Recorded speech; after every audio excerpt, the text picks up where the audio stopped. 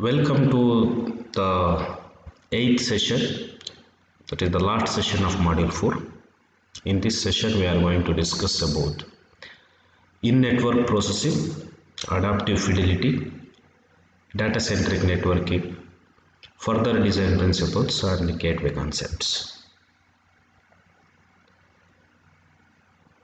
In-network processing, monets are supposed to deliver bits from one end to the other end.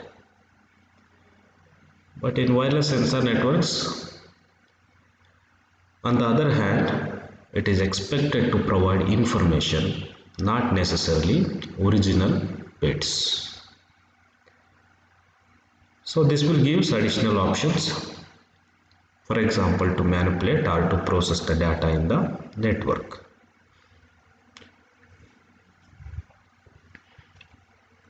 So information example, so if we consider the aggregation, apply composable aggregation function to a converged cache tree in a network. Typical functions are minimum, maximum, average, sum. Okay.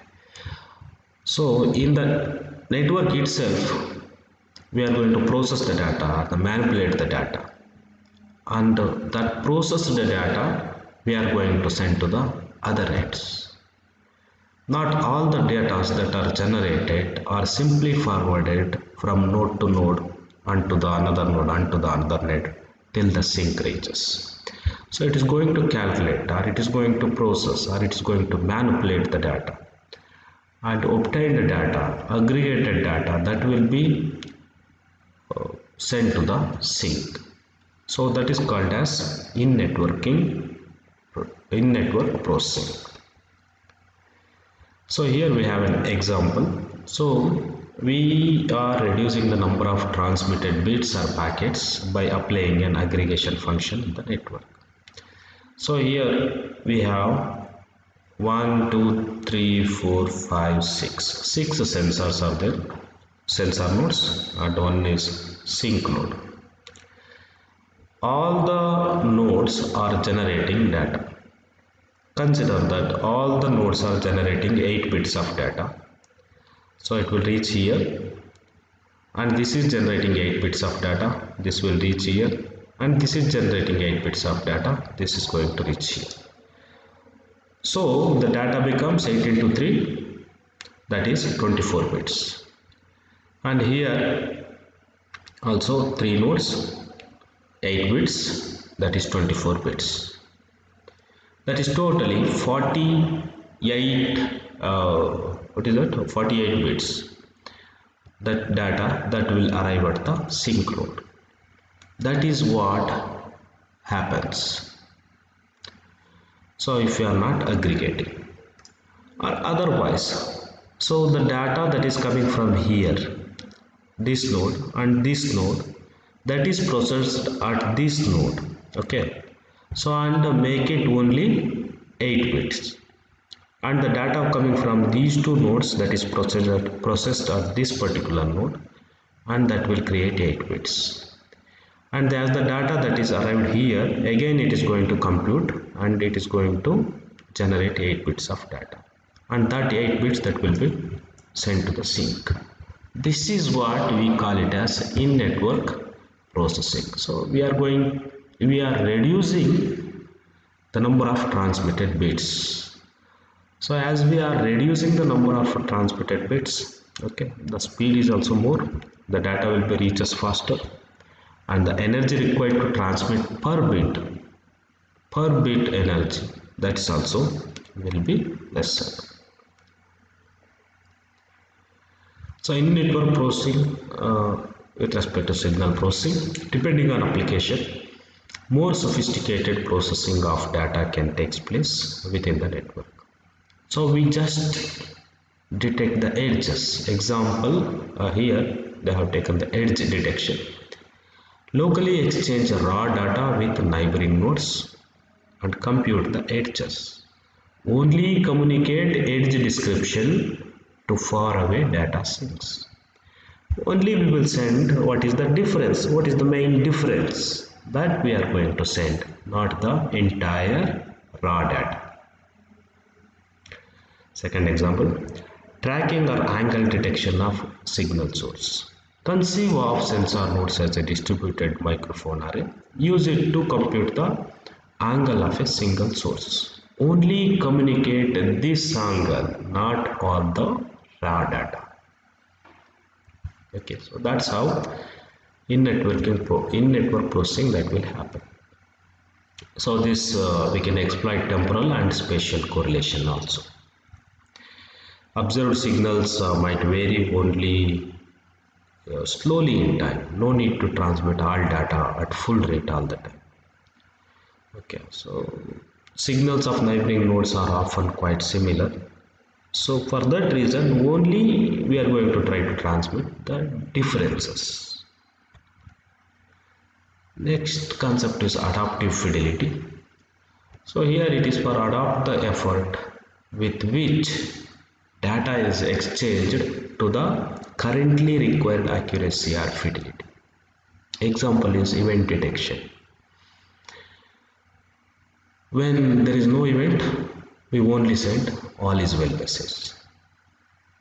When event occurs, increase rate of message exchanges. So that means actual data you are going to transmit when the event occurs. When there is no event, rarely we send all is well message. Consider the real example like temperature, measuring temperature.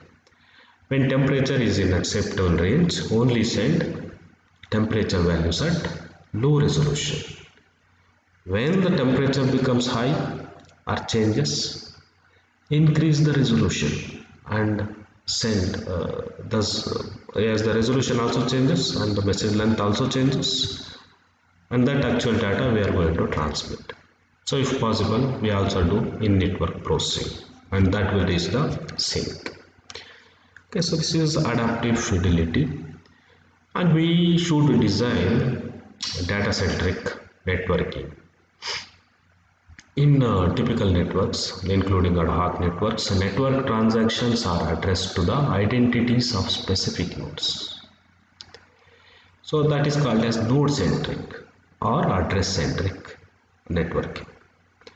But in WSN, so we should concentrate on to design the data-centric networks. In a redundantly deployed sensor networks, specific source of an event, alarm, etc. might not be important.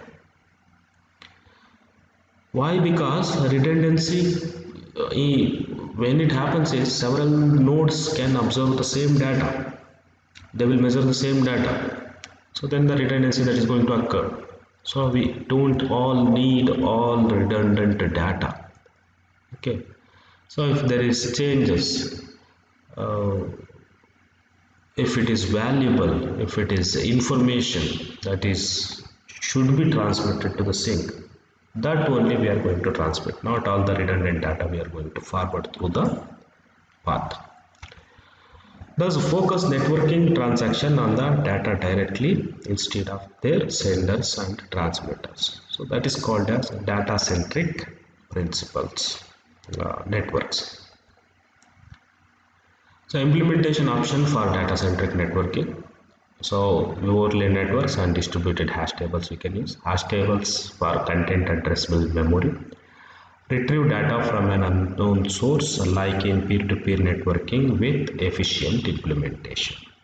Some disparities remains present, that is static key in DHT, dynamic changes in WSN. DHTs typically ignore issues like hop count or distance between nodes when performing a lookup operation. So we can perform publish or subscribe operations. So for that we can use different interaction paradigms, and nodes can publish data, can subscribe to any particular kind of data. Once data of a certain type has been published, it is delivered to all subscribers. Subscriptions and publication are decoupled in time. Subscriber and published are agnostic of each other. So that is decoupled in identity. and we of course we use the databases to store the data. Further design principles, we can exploit location information. This location information many times it is required in many application, and it will considerably increase the performance. And we can exploit activity patterns, how the events activity that's happening. Exploit heterogeneity by constructions, nodes of different types in the network.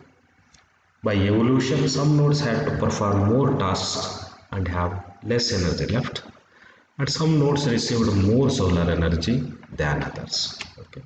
All nodes are same. That is called as heterogeneity. And cross-layer optimization of protocol stacks for WSN.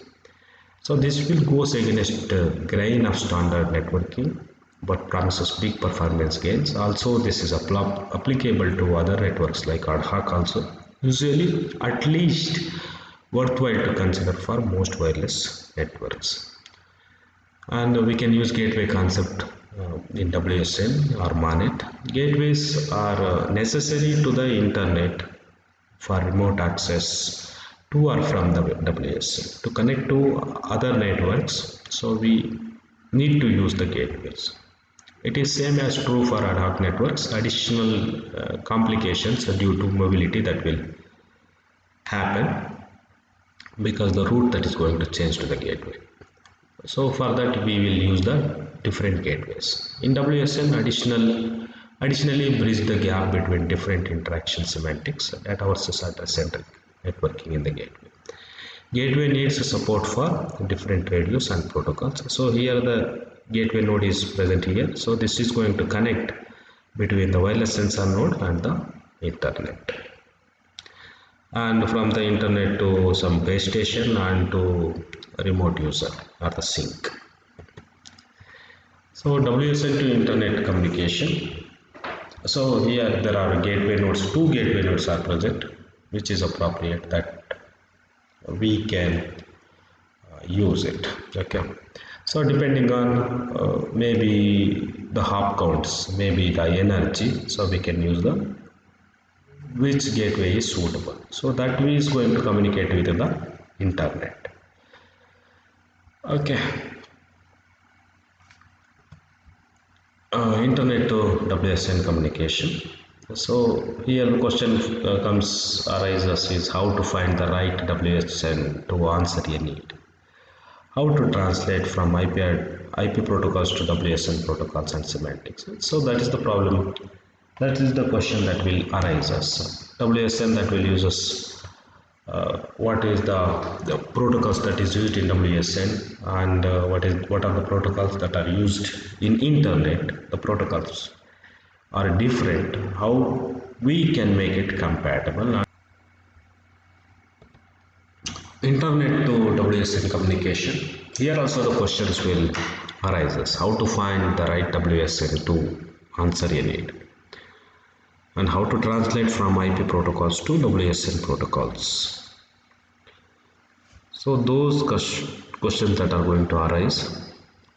And anyway, the gateway nodes, those are responsible to receive and send the data in between the internet and WSN networks.